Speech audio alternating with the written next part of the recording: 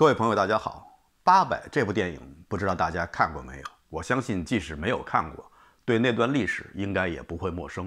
毕竟啊，那是发生在1937年，距今呢也还不到100年。《800》这部电影取材于四行仓库保卫战，而这场战斗呢是淞沪战役的一部分，确切的说是淞沪战役的尾声。关于淞沪战役啊，现在呢有很多争议。有些人呢认为这是在错误的时间、错误的地点由中国军队发动的一场战役，死伤比较大，国军精锐可以说在这场战役中损失殆尽。我不是什么军事专家，无法做出准确的推断。只有一点，我相信当时那些在中国军事的最高统帅部、那些久经沙场的中外军事专家们，基于他们所掌握的信息资料及敌我双方的态势而做出的判断，会远比那些坐在办公室里头翻阅几本军事杂志，而站在上帝的视角上对这场战役评头论足的那些所谓的军事专家们、军事粉们要高明得多，要更加富有战略眼光。这场战争，国军将士确实损失非常大，30万士兵玉碎，10几位将军殉国。他们的牺牲也成功地粉碎了日军速胜、中国速败的预言，把日本拖入了他们最不希望的持久战与消耗战。可以说，这场战役从一开始就已经注定了日本侵华战争的失败。所以从战略上讲，中国并没有输。说到这里啊，我们必须要向那些在这场战役中牺牲的将士们致敬，他们是我们这个民族在最危亡的时候挺直的那些脊梁们。他们不是某一支军队的英雄，也不是某一个党派的英雄，而是我们整个民族的英雄。每一个牺牲都是不朽的。在这场战役中牺牲的黄耀华将军、吴克仁将军、黄梅兴将军、谢晋元团长，以及以前在视频节目中曾经提到的北宋时期抗击外族侵略而殉国的刘平将军、石元孙将军、大将郭遵、任福将军、王圭将军，以及所有那些为国捐躯的有名的、没有名的将士们，他们应该成为我们整个民族的记忆。其实啊，决定淞沪战役最终失败的最主要因素还是双方实力的巨大差距。这方面的数据呢，大家可以查一下，我就不细说了。我只举几个例子。当时国军使用的坦克有一种型号叫 CV-33，这种坦克非常有名。这种坦克曾经在埃塞俄比亚战争中被当地的土著用长矛和锤子给捣了个稀巴烂。还有在抗日战争期间，边区政府，就是共产党军队控制的地区的政府所生产的土制手榴弹，有一枚曾经在行军途中意外的爆炸，幸好没有造成任何伤亡。在密集行走的队伍中，手榴弹爆炸了，居然没有造成伤亡，可想而知这个手榴弹的质量是怎么样的。还有一次是围攻一个伪军的据点，向里面投掷了很多颗这样的手榴弹，最后呢，据点里面的伪兵呢缴械投降，走出了炮楼。大家可能觉得奇怪，说这些人怎么会走出来呢？不是应该都被炸死了吗？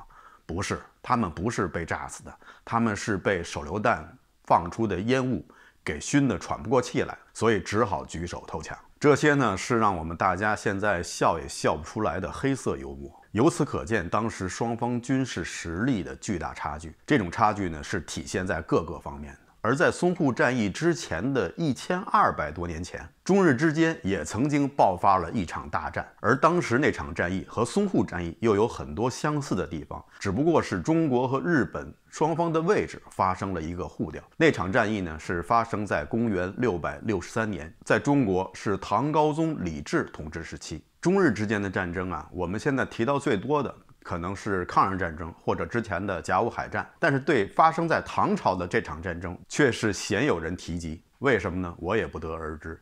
是不是因为这场战争并不是发生在我们的本土，而是发生在我们的近邻朝鲜？而朝鲜这个民族中的很多人又有着异乎寻常、敏感而易碎的神经系统，所以我们就不得不考虑国际影响，所以呢，就对这场战争呢尽量避而不谈。不管什么原因吧，今天呢就跟大家聊聊这场中韩日三国卷入的发生在唐朝时期的白江口之战。先跟大家说说这场战役发生之前的时代背景。当时的朝鲜半岛又处于什么情况呢？关于朝鲜的历史大家可能不是非常了解，这个呢也不能怪大家，因为关于朝鲜的历史有完全不同的版本。一个版本呢是根据朝鲜的古书以及中国和日本的古书中记载的朝鲜的历史，还有一部分呢是现代朝鲜人编制的朝鲜历史，再加上韩剧中的梦幻版的朝鲜历史。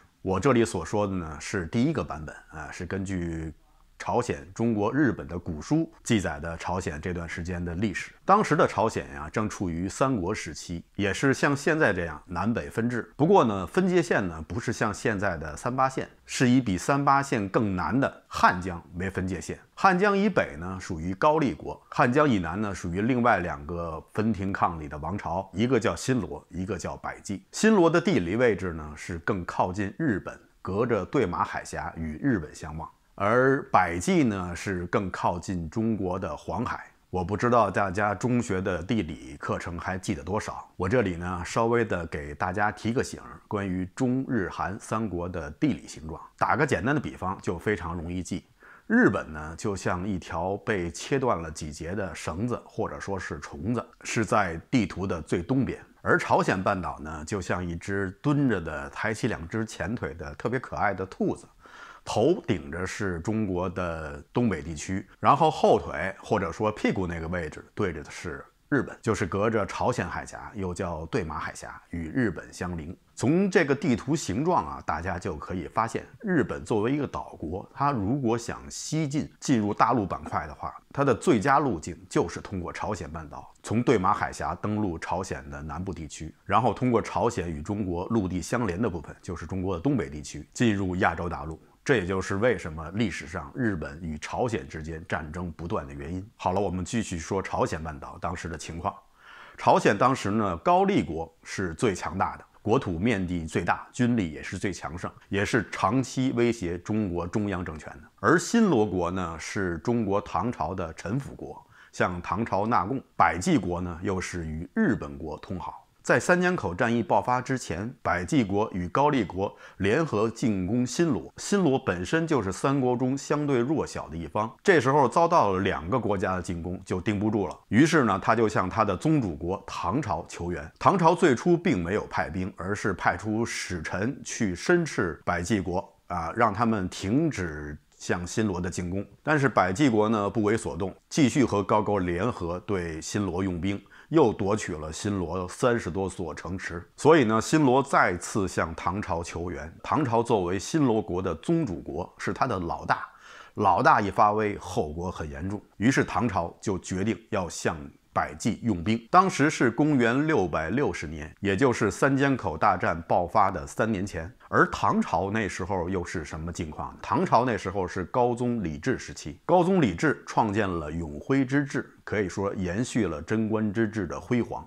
在高宗统治时期，唐朝的疆域也达到了最大。但是在公元660年的时候唐高宗李治的身体已经是每况愈下了。李治呢患有风眩病，严重的时候双目失明，而且头疼的厉害，不能参理政事。于是皇后武则天临朝听政，这就是历史上所称的2圣时代。武则天呢是在公元660年11月份开始临朝听政的，而发兵百济呢是在同年的4月份。所以说发兵百济可能是李治退居2线前做出的几个重要的决定之一。当然了，这个决定肯定也是和当时的皇后武则天商量之后的结果。而任命谁来作为这次远征的统帅呢？2个人也是一致推选了当时的大将军苏定方。说起苏定方将军呢，我就不得不多说2句，因为在以后的明清小说中，这位苏定方将军是被大大的抹黑了。在大家熟悉的《隋唐演义》中，那位招人喜爱、武功高强的小将罗成，就是被这位大坏蛋、大白脸苏定方用计射死的。在《隋唐演义》中，苏定方是一个彻彻底底的大反派。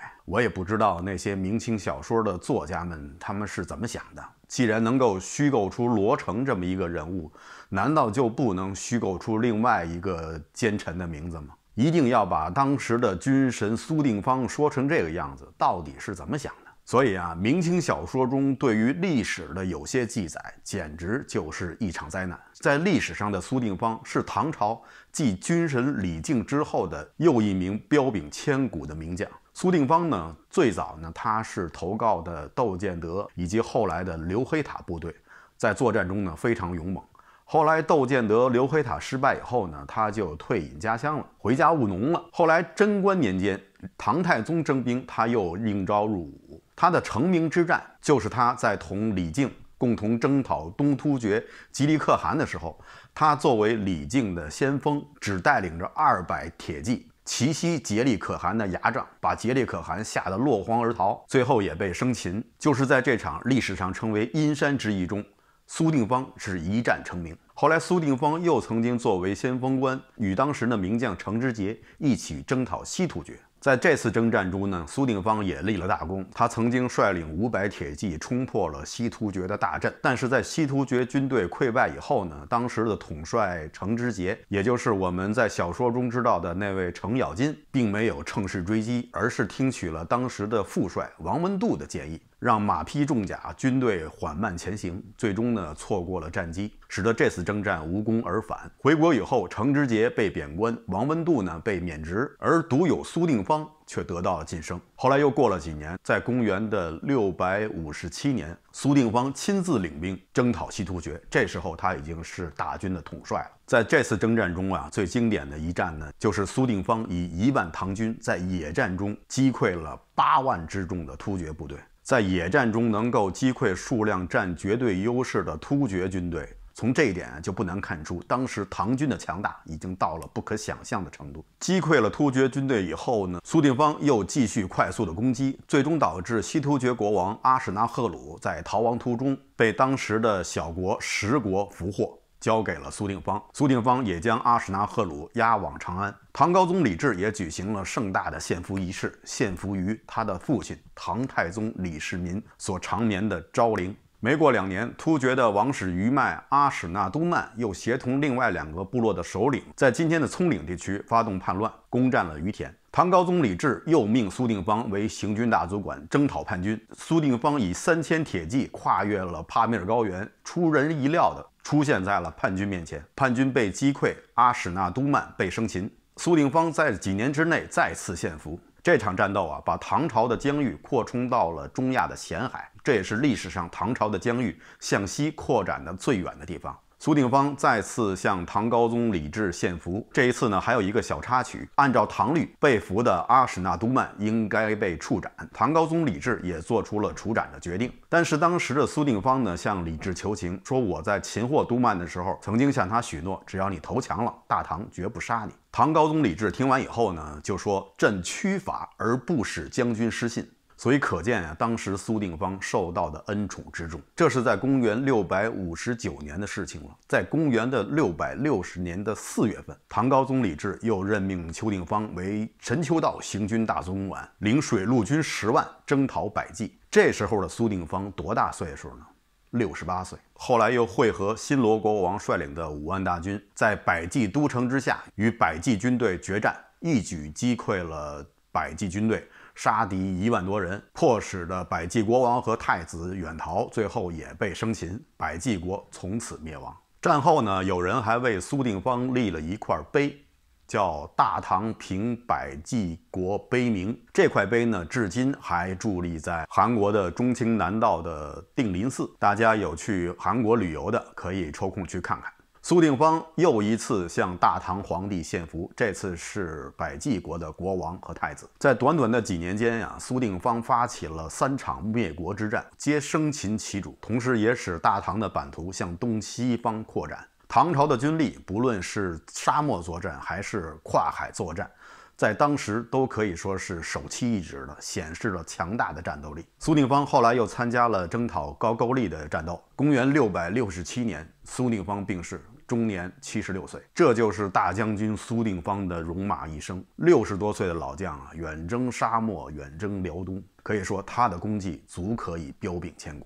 所以我就越发的不明白，为什么明清小说如此黑化这样的英雄。在朝鲜的历史中啊，对苏定方呢是多有贬斥，说他残忍呀、嗜杀呀等等，这一点没有什么奇怪的。毕竟来说，我之英雄，彼之仇寇，两国之间各为其主，这一点很正常。但是明清的那些小说作者们如此的抹黑我们这位历史上的大英雄，确实是让人无语了。百济国被灭以后呢，唐朝呢就在那里设置了几个郡县，实行直接统治。苏定方的军队离开百济以后呢，就回国了。当时呢，留下了一个叫刘仁旺的一个地方官，在那里呢进行管理。几年以后，也就是到了公元663年，百济皇族呢死灰复燃。当时有个叫鬼使福信，又叫扶余福信的皇室后裔，就开始策动呢百济复国。但是呢，他们又觉得自己的力量太单薄，不足以复国，于是呢，他们就派出使者向一向与他们通好的日本国，当时叫倭国求救。顺便说一句啊，这个倭字呢，并不完全是贬称。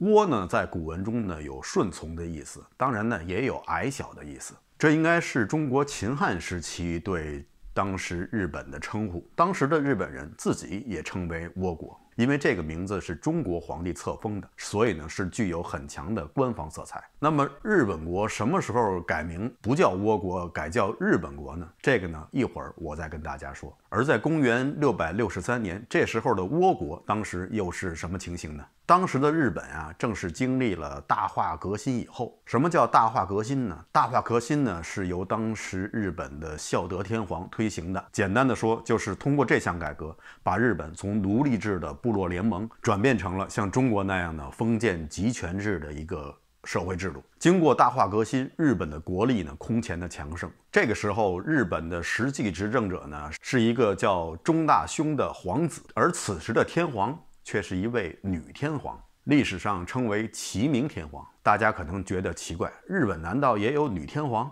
其实日本历史上啊出现过2位女天皇。这位齐明天皇呢，算是第2位女天皇，但是她呢历经了2朝。她曾经被刚才说到的那位叫中大兄的皇子呢逼迫下野，后来呢被扶植的天皇病逝，他又被这位皇子立为了新的天皇。说起来啊很有意思，在公元500多年、600多年这段时期啊，在东亚的这3个主要国家相继出现了女皇。朝鲜在之前也出现了2位女皇，朝鲜、日本的女皇都比武则天要早，而且呢，朝鲜和日本的女皇呢，她们都是合法继承的，不像武则天那么有点篡权的性质。当时朝鲜半岛出现女王的时候呢，唐太宗李世民呢还嘲笑他们，还给他们写了封诏书。但是没想到啊，几十年后，中国就出现了武则天。日本在接到了百济国的请求以后呢，非常的开心，因为他们对朝鲜半岛已经是窥伺很久了。这次呢，对他们来说也是一个难得的机会。不过呢，他们还是非常担心唐朝的武力。那些百济国的复国者们可能也是猜透了日方的想法，随他们使者一起去日本呢，还有被俘的100多名的唐军的战俘。意思呢，就告诉日本，别以为唐军有多强大，你看看这些战俘，没什么了不起的。日本人在见到了这些战俘以后，又加上日本国经历了革新以后国力大增，这时候的他们很有点夜郎自大的感觉。所谓天将降大任于斯人也，必将令其膨胀，使其疯狂。日本那时候就处于这种状态下，于是呢，日本就发动了举国之兵，调动了4万大军，1000多艘战舰，跨越对马海峡，向新罗进军。随同军队一起出征的，还有他们的齐明天皇，就是那位60多岁的女天皇。不知道他是怎么想的，他可能觉得此次出征只是一次不用办签证的西游记，所以他不光自己亲自前往，而且还带着很多皇宫内的女眷呀、乐师们呀等等。估计他们是想搭个免费的顺风船，反正感觉上他们对此战是势在必得。可是没想到啊，海上行走毕竟是风浪颠簸，这位齐明天皇还没到朝鲜就驾了崩了。说起来啊，日本离朝鲜半岛的南部啊确实非常近，只要跨过对马海峡就到了朝鲜半岛了。对马海峡最窄处呢只有60多公里，相比较台湾海峡，台湾海峡应该宽有130多公里吧，所以对马海峡呢很窄。如果那时候的朝鲜人想去日本，在中午吃一顿生鱼料理，他早上起来出发就可以赶到。但是前提呢是这个怪异的日本海要给你足够的面子，要不然你还没吃到生鱼料理，你可能就先成了鱼的料理了。顺便说一句啊，日本海这个怪异的风浪呢，也确实帮了日本国的大忙。在后来元朝2次东征日本，都是败给了当时恶劣的天气。2次台风使得元朝的东征梦断，所以呢，日本呢又有一个神风特工队。这个神风这个名字也是取自于历史上的元朝东征事件，神风帮了日本的大忙。得知日本国来犯，当时驻守百济的唐朝最高军政长官刘仁愿就向唐朝中央政府求援。公元663年，这个时候呢，武则天已经临朝了，唐朝就派出大将刘仁轨率兵增援。最后，唐朝和新罗的联军与百济和日本的联军就在白江的入海口，又叫白江口，两军对峙。当时日本的舰船呢有1000多艘，兵士呢4万多人，而唐朝和新罗的联军呢，战舰只有170艘，士兵1万多人，所以日本和百济的联军在数量上是占有绝对的优势。刘仁轨率领的水军呢，是先期抵达了白江口，所以他们就在白江口这个地方列阵，等待着日本和百济的联军。这时候是公元663年的8月27号。可以说大战一触即发。经过几次试探性攻击以后呢，日本水军并没有占到任何便宜，于是他们经过紧急商议以后呢，决定采用群狼战术，对唐朝水军的腹部发动攻击。所谓群狼战术呢，就是没有什么战术，一窝蜂的上，乱拳打死老师傅。唐朝的刘仁轨将军呢，审时度势，就命令阵型中间的水军呢慢慢后退，同时呢2翼呢向中间包抄，最后就把日本的水军完全困在了中间。当时唐朝的舰艇啊，都是几层楼高的大舰，而且呢还有不同类型的军舰，而日本的战舰呢就比唐朝的军队啊小很多，也矮很多。日本的战船在被唐朝的舰船包住以后呢，相互之间碰撞不断，而且日本的兵士如果进攻唐朝的舰艇啊，他们必须要采取仰攻。即使是那些好不容易爬上唐朝军舰的那些日本士兵，在和唐军1对1的对战中也完全居于下风。这不仅是因为唐朝军队的单兵作战素质明显比日军要高很多，而且还在于唐朝士兵当时使用的那种叫唐横刀的兵器，以及唐朝士兵身上所穿的铠甲。日本的军刀是砍不透唐兵的铠甲的，但是唐军的唐横刀却可以轻易地砍穿日军的铠甲。当时战争的场景呢，就是四周被唐朝高大的军舰围住，中间呢，日本那些小舰船呢相互的碰撞，冲也冲不出去。最后，唐军统帅刘仁轨又下令实行火攻，这一下啊，算是要了日军的亲命了。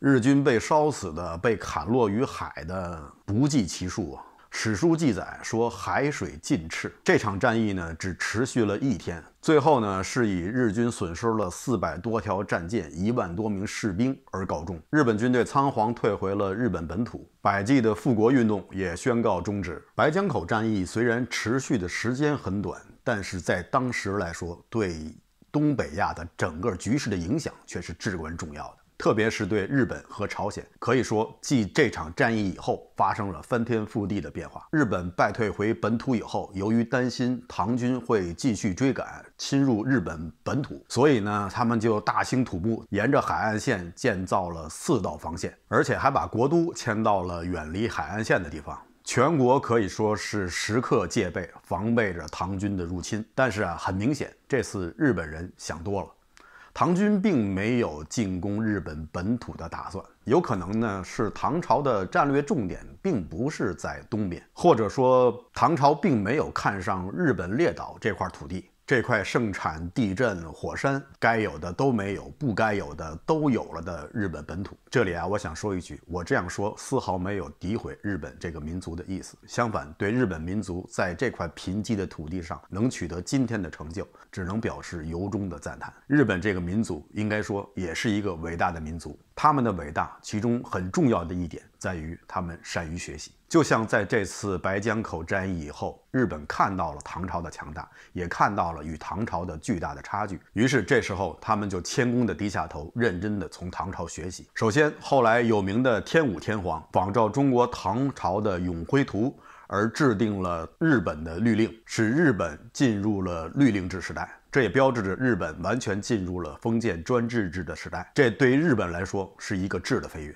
同时，也是在这个时期，日本又派出了大量的遣唐使出使中国，从中国学取先进的制度、科技等等。其中有一个很著名的遣唐使，大家可能比较熟悉，叫阿倍仲麻吕，他就是在白江口战役以后出访中国的。在军事方面，从此以后日本也再也没有挑衅中国的举动，而且在后来唐朝征服高句丽以后，日本还向唐朝派出特使祝贺这次胜利。而且在公元的701年，也就是武则天的大周王朝时期，日本国请求执政的武则天把他们的国号从倭改成日本。最后在征得了武则天同意以后，才有了现在这个日本的国名。咱们再来说说战后的朝鲜半岛。白江口战役以后，唐朝和新罗的军队继续向半岛最强大的高句丽王朝发动进攻。终于在公元668年，唐朝大将李继以及副将薛仁贵灭掉了高句丽，除掉了这个自隋唐以来中原政权的心腹大患。高句丽灭亡以后呢，唐朝跟新罗又爆发了唐新的战争，最后是划定了大同江为界，唐朝控制大同江以北，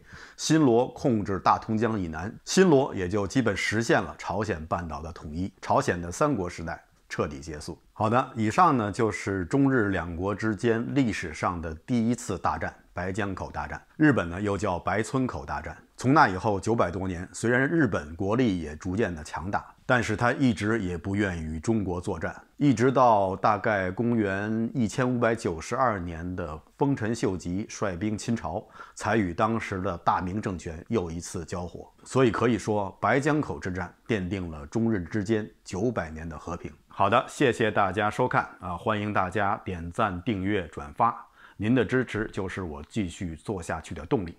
好的，我们下期节目再见。